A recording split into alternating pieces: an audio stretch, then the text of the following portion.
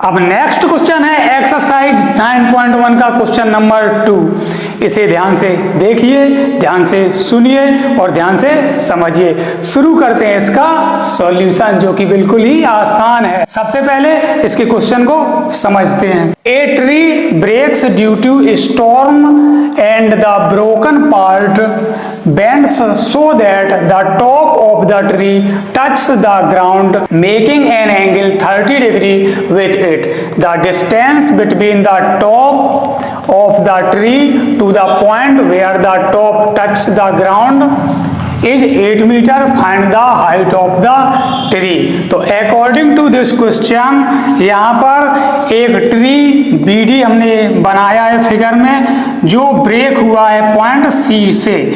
Point C से break होने के बाद ये यहाँ पर ग्राउंड पर A पॉइंट पर आकर टच करता है। तो हमें यहाँ पॉइंट A से B के बीच की जो डिस्टेंस दी है वो 8 मीटर दी है। अब यहाँ पर हमें ये फाइंड करना है इस क्वेश्चन में कि जो ट्री है उस ट्री की हाइट कितनी है।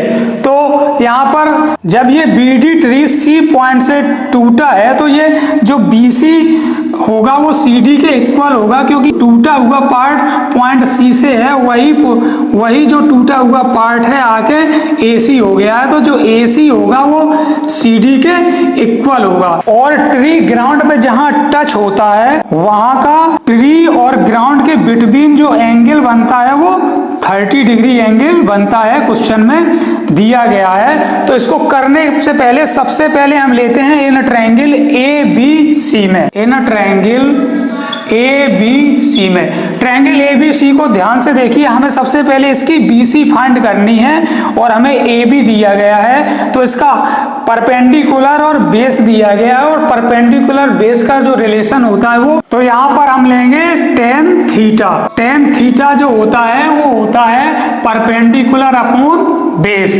तो यहाँ पर हम लिखेंगे परपेंडिकुलर अपॉन बेस। यहाँ पर थीटा की वैल्यू कितनी है 30 डिग्री। तो यहाँ पर हम tan और थीटा की जगह लिखेंगे 30 डिग्री। परपेंडिकुलर है इसकी जो ट्री जहां से टूटा है वो BC। तो यहाँ पर लिखेंगे tan और थीटा की जो वैल्यू है कितनी है 30 डिग्री। तो यहाँ पर हम थीटा की जगह लिख देंगे कितना 30 डिग्री। और परपेंडिकुलर कितना है BC है, तो यहाँ हम BC लिख देते हैं, हमें BC फाइंड करना है। और जो बेस दिया है वो 8 मीटर दिया गया, तो यहाँ पर हम 8 लिख लेंगे। tan 30 की जो वैल्यू होती है वो होती है 1/√3 इक्वल BC अपॉन 8। तो यहाँ पर हो जाएगा √3 BC इक्वल 8। तो BC इक्वल हो जाएगा नेक्स्ट स्टेप में 8/√3। तो हमने यहाँ पर BC फाइंड कर लिया है 8/√3। हमें BC मिल गया कितना 8/√3। अब हम क्या निकाल लें AC निकाल लें, और BC और AC को अगर दोनों को ऐड कर लें तो ट्री की जो हाइट BD होगी वो आ जाएगी।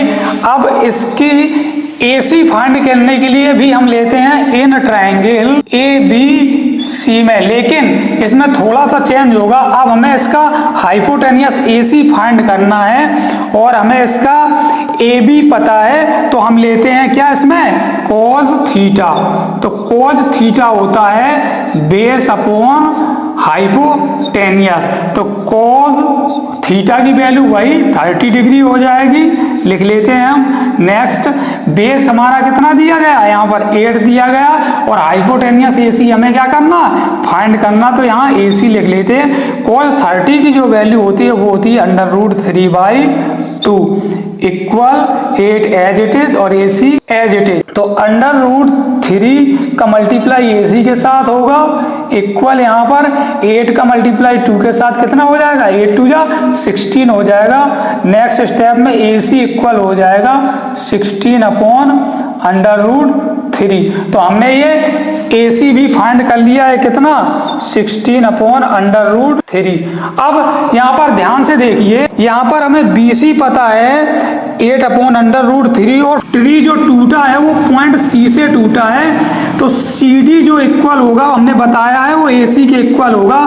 तो अगर ए सी और बी सी दोनों को हम ऐड कर दें तो जो ट्री की हाइट होगी बी डी वो आ जाएगी। तो यहाँ पर हम लिखेंगे हाइट ऑफ ट्री, क्या है height of tree, B D. B D equal हो जाएगा यहाँ पर ए सी प्लस बी सी। हमें बी डी निकालना है, ए सी हम निकाल चुके हैं कितना 16/√3 और बी सी कितना निकाला 8/√3 निकाला है हमने। तो यहाँ पर तो जिस फ्रैक्शन में उसके डिनोमिनेटर सेम होते हैं तो उनके न्यूमरेटर को हम क्या करते हैं सीधे ऐड कर देते हैं। तो यहाँ पर 16 और 8 को हम ऐड करेंगे तो 24 आ जाएगा और डिनोमिनेटर √3 आ जाएगा। किसी भी फ्रैक्शन में अगर नीचे उसके डिनोमिनेटर में √√ होता है तो हम क्या करते हैं उसका रेशनलाइजेशन करा देंगे और ये √√ नीचे से कैंसिल करा देंगे। तो यहाँ पर हो जाएगा 24√3 और यहाँ पर √3 इंटू √3 कितना हो जाएगा 3 हो जाएगा। अब नेक्स्ट स्टेप में 3 से ये 24 कट हो जाएगा 8 टाइम, 3 8 जा 24, तो यहाँ पर कितना हो जाएगा 8√3। यही क्या हो गई बी डी जो कि ट्री की हाइट है 8√3 मीटर, यही इसका आंसर हो गया। तो इस तरह से क्वेश्चन नंबर 2 भी यहाँ होता है कंप्लीट। अब हम मूव करते हैं नेक्स्ट क्वेश्चन की तरफ।